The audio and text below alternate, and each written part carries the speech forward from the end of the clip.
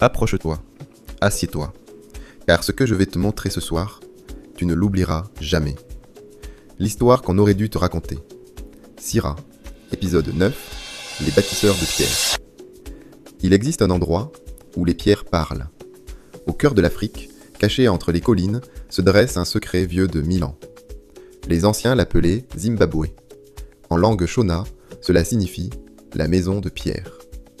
Imagine, des murailles plus hautes que 3 girafes empilées, 11 mètres, construites avec 1 million de blocs de granit. Et le plus extraordinaire, pas une goutte de ciment, pas une goutte de colle. Chaque pierre épouse parfaitement sa voisine, comme un puzzle géant taillé par des mains de maîtres. 20 000 personnes vivaient ici. Ils commerçaient avec la Chine, avec l'Inde, avec des royaumes dont on a oublié le nom. Quand des voyageurs venus d'Europe ont découvert ces murs, ils n'ont pas compris. Ils ont cherché des explications partout. Partout, sauf là où était la vérité. Maintenant, ferme les yeux. Voyage avec moi vers le nord. Tu connais les pyramides d'Égypte ? Tout le monde les connaît. Mais savais-tu qu'il existe un endroit où il y en a encore plus ? Au Soudan, dans le sable doré du désert, le royaume de Kouch a bâti 255 pyramides. Plus que l'Égypte entière. Pendant 1000 ans, cet empire a brillé.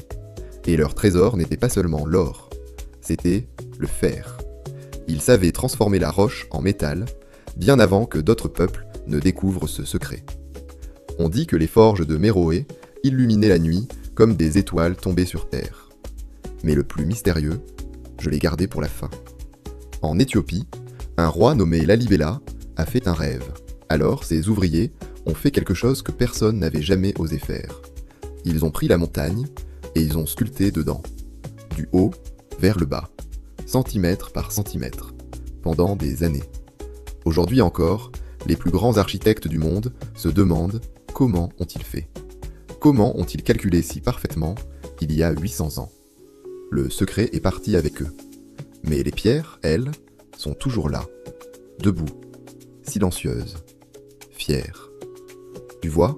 L'Afrique n'a pas seulement raconté des histoires autour du feu, elle les a gravées dans la pierre, dans le granit, dans le basalte, pour l'éternité. Ces monuments ont traversé les siècles, les tempêtes, les tremblements de terre, les oublis, et ils sont encore debout.